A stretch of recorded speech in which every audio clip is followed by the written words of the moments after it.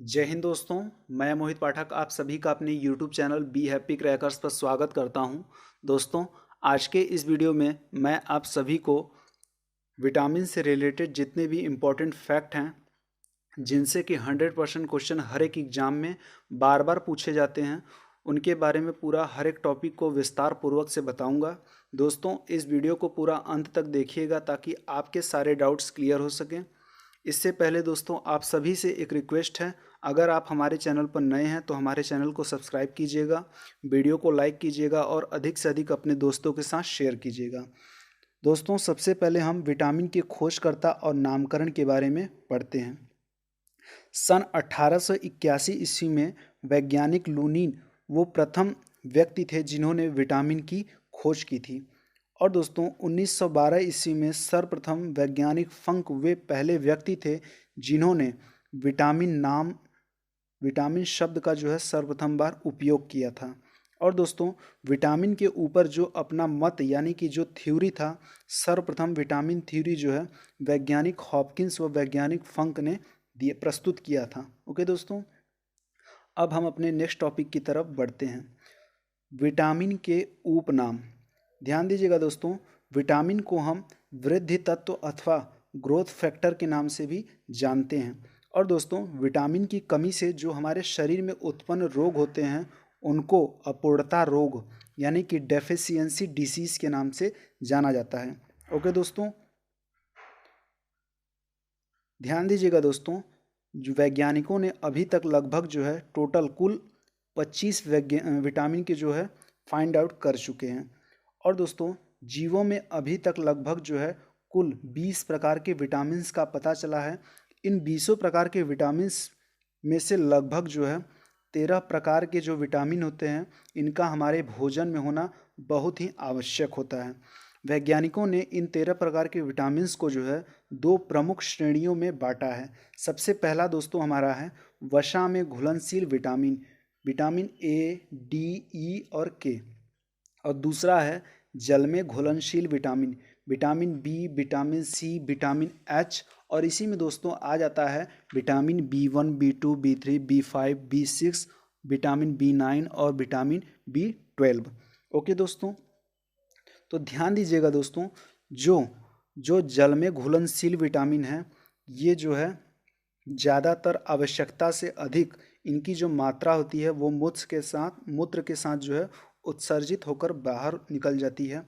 और दोस्तों, जिससे जो दोस्तों बाहर निकल जाने के कारण दोस्तों इनका जो मात्रा होता है ये जो है विशेष रूप से हमारे शरीर में संचित नहीं हो पाता। इसलिए दोस्तों, जो जल में घुलनशील विटामिन होते हैं इनको जो है प्रतिदिन भोजन से ग्रहण करना आवश्यक होता है। और दोस्तों, इनके विपरीत जो है जो वसा में घुलनशील विटामिन होते हैं वो मूत्र के साथ उत्सर्जित नहीं हो पाते। अतः जो है वसा ऊतकों में इनका कुछ संचय होता है, जिसके कारण जो है इन्हें प्रतिदिन भोजन से ग्रहण करना आवश्यक नहीं होता है। ध्यान दीजिएगा दोस्तों, आज के इस वीडियो में मैं आप सभी को वसा में घुलनशील विटामिन के बारे में पूरा विस्तार पूर्वक से बताऊंगा। और नेक्स्ट वीडियो में जो है जल में घुलनशील विटामिन के बारे में पूरा विस्तार पूर्वक से बताऊंगा। तो दोस्तों, अपने नेक्स्ट टॉपिक की तरफ बढ़ते हैं। यहाँ पर देखिए दोस्तों, आपका हेडिंग है वसा में घुलनशील महत्वपूर्ण विटामिन। तो सबसे पहले हम विटामिन ए के बारे में पूरा विस्तार पूर्वक से पढ़ते हैं। ध्यान दीजिएगा दोस्तों, जो विटामिन ए है इसकी खोज जो है वैज्ञानिक मैकुलम व मार्गुराइट डेविस ने की थी।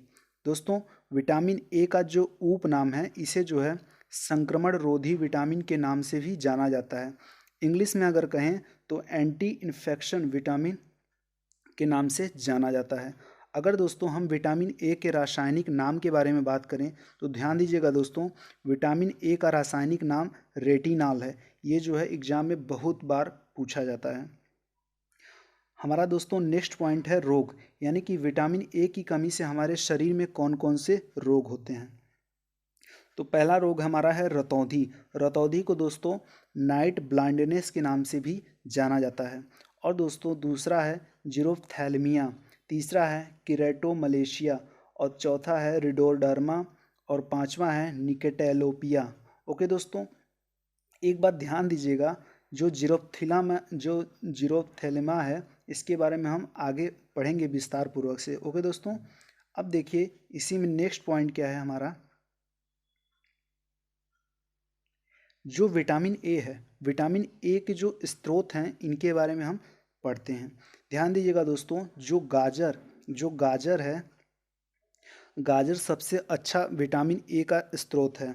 और दोस्तों विटामिन ए का जो सबसे अच्छा स्रोत दूध है, अंडा है, फल है और गोल्डन चावल है। गोल्डन चावल को दोस्तों सुनहरा चावल के नाम से भी जाना जाता है।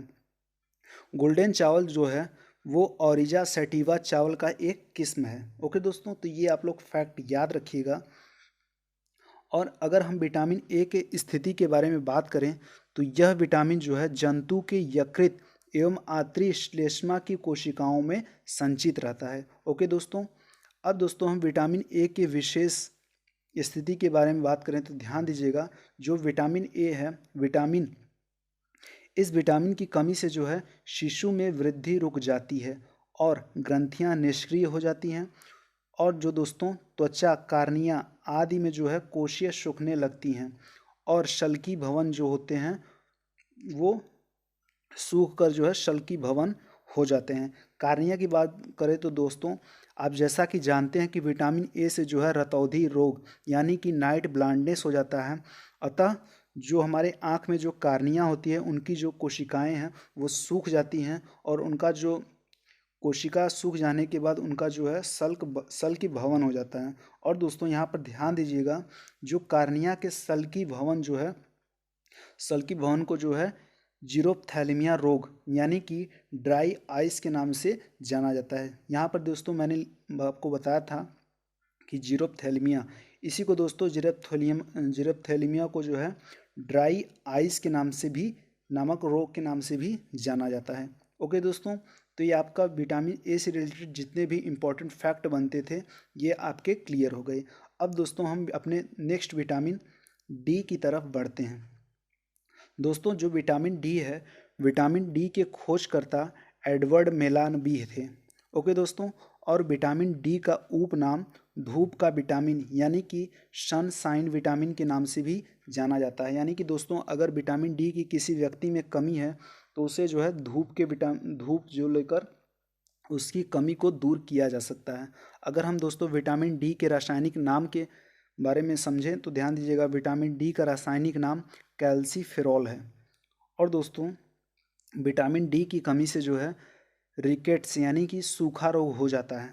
जो बच्चों में देखते होंगे आप लोग कि जो उनकी जो शरीर होती है एकदम पतला सा दुबला सा होता है, उसे जो है रिकेट्स यानी कि सूखा रोग हो जाता है।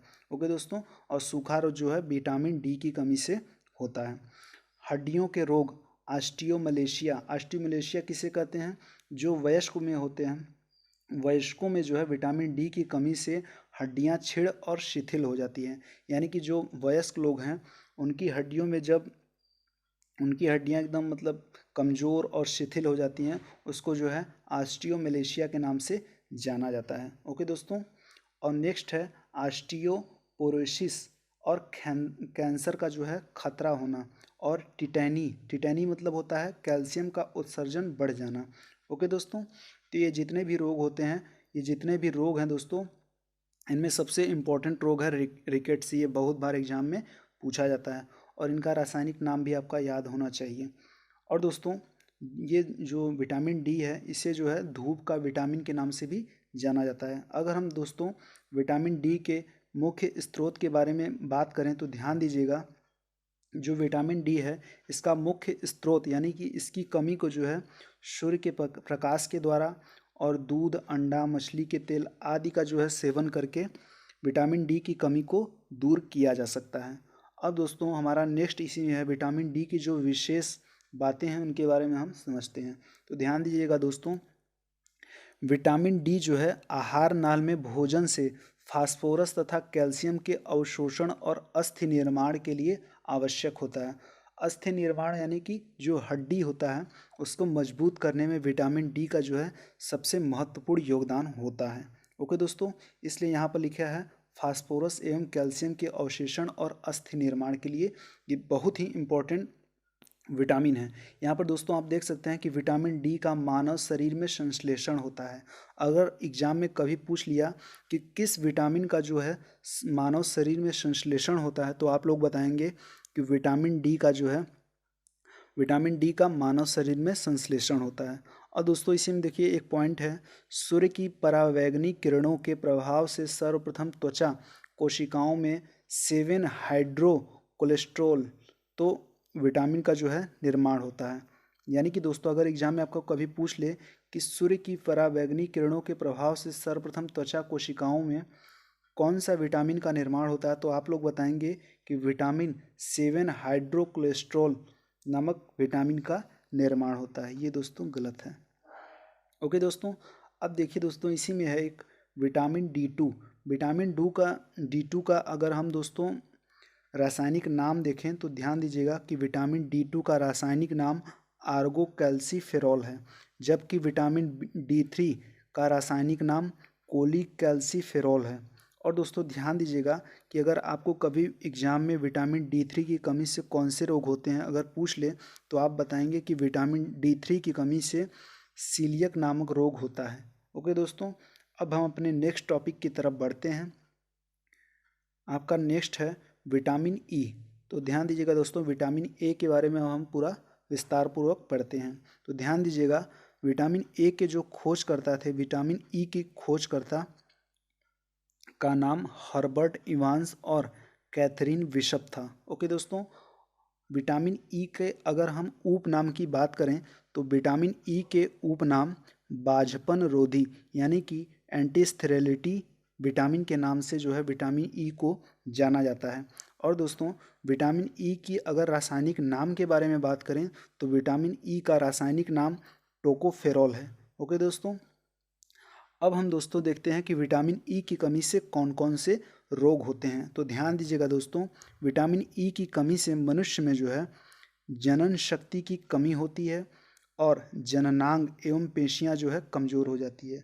जो मनुष्य होते हैं दोस्तों, उनमें जो जनन शक्ति यानी कि जो उनकी शुक्राणु है उनके शरीर के अंदर और उनकी जो जनन शक्ति है उनकी जो है शिथिल और कमज़ोर हो जाती हैं विटामिन ई की कमी से। अब हम दोस्तों विटामिन ई के जो स्रोत हैं यानी कि विटामिन ई की जिसमें कमी है उन कमियों को कैसे दूर किया जा सकता है किनका सेवन करके, ये देखते हैं।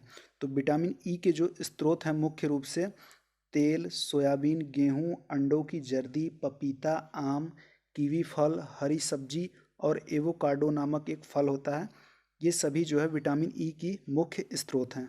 अगर हम दोस्तों विटामिन ई के विशेष रूप के बारे में बात करें तो ध्यान दीजिएगा, विटामिन जो ई होता है यह जो है कोशिका की सुरक्षा, जननी एपिथेलियम के वृद्धि तथा पेशियों की क्रियाशीलता में सहायक होता है।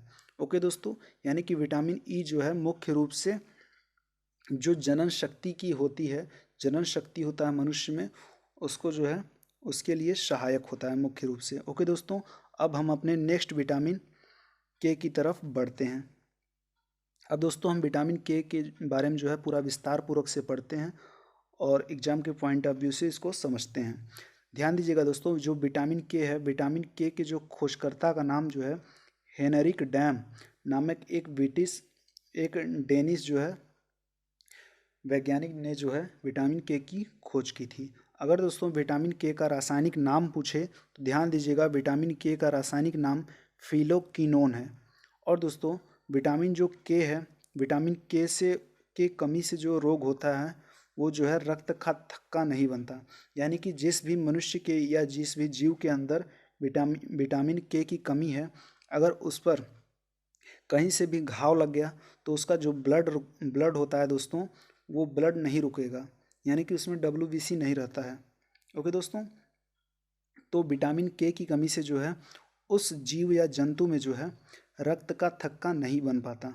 ओके दोस्तों, अब हम देखते हैं कि विटामिन के की कमी से जो है इसकी जो विटामिन के का कमी है उसको किसके माध्यम से दूर किया जा सकता है। तो ध्यान दीजिएगा दोस्तों, विटामिन के मुख्य प्रमुख स्रोत जो है टमाटर, हरी सब्जियां, गोभी, सोयाबीन, अंडे की जर्दी तथा पनीर मुख्य रूप से इनके जो है विटामिन के ये मुख्य स्रोत हैं। अगर हम दोस्तों विटामिन के विशेष विशेषता के बारे में मुख्य रूप से समझे तो ध्यान दीजिएगा कि विटामिन के जो है यह यकृत में प्रोत्राबीन नामक पदार्थ के निर्माण में भाग लेता है। आंत के बैक्टीरिया भी इसका संश्लेषण करते हैं। और दोस्तों इसी में नेक्स्ट पॉइंट दूसरा है हमारा, यह चोट पर रक्त थक्के के जमने के लिए आवश्यक होता है। यानी कि दोस्तों मैंने ऊपर अभी बताया है कि जिस भी व्यक्ति को अगर कहीं भी चोट लग जाता है तो उसमें से जो ब्लड निकलता है, तो अगर उसमें जो है विटामिन के है उपस्थित अच्छे रूप से, तो वो जो है ब्लड को कुछ देर के बाद रोकने में सहायक होता है। ओके दोस्तों, आप लोग देखते हो कि जब कभी चोट लग जाता होगा तो वाइट वाइट टाइप का एक उसे जो है WBC करते हैं कहते हैं, और उसी से जो है चोट लगने पर रक्त का थक्का जम जाता है। ओके दोस्तों, यानी कि आपके रक्त को रोकने में वही सहायक होता है। और दोस्तों इसमें जो है तीसरा मेन पॉइंट है कि विटामिन के की कमी वाले व्यक्तियों का ऑपरेशन आसानी से नहीं किया जा सकता, क्योंकि जो है अधिक रक्त बह जाने का डर बना रहता है, अर्थात वह जो है हीमोफीलिया नामक रोग का शिकार हो जाता है।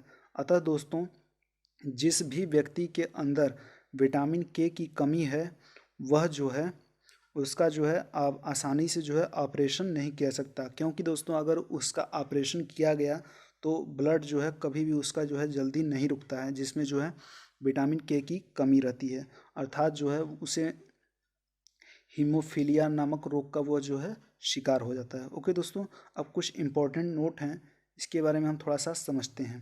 ध्यान दीजिएगा दोस्तों, जो मानव शरीर है, मानव शरीर में जो जल की मात्रा होती है लगभग 57 से जो है 65% तक पाई जाती है। और दोस्तों जो मानव शरीर या किसी भी शरीर का जो जल की मात्रा का जो नियमन करता है वो इसका जो है मुख्य रूप से इसका नियमन वृक्क करता है। ओके दोस्तों, और दोस्तों एक बार कभी कभी एग्जाम में पूछ लेता है कि मनुष्य के शरीर में कौन से दो विटामिन अपने आप बनते हैं, तो आप लोग बताएंगे कि विटामिन डी और विटामिन ई जो है मनुष्य के शरीर में अपने आप बनते हैं। तो दोस्तों जितने भी इंपॉर्टेंट फैक्ट थे विटामिन से रिलेटेड जो कि वसा में घुलनशील थे, उसके बारे में हमने पूरा विस्तार पूर्वक से पढ़ लिया है। अब दोस्तों हम नेक्स्ट वीडियो में जो जो भी विटामिन जल में घुलनशील हैं उसके बारे में पूरा विस्तार पूर्वक से पढ़ेंगे और एग्ज़ाम के पॉइंट ऑफ व्यू से समझेंगे। सो दोस्तों अगर आप हमारे चैनल पर नए हैं तो दोस्तों एक काम कीजिएगा, आप लोग, एक रिक्वेस्ट है आप सभी से कि हमारे चैनल को जो है सब्सक्राइब करना ना भूलिएगा, क्योंकि दोस्तों आपके सब्सक्राइब करने से ही हमें मोटिवेशन मिलता है। सो दोस्तों मिलते हैं नेक्स्ट वीडियो में। जय हिंद।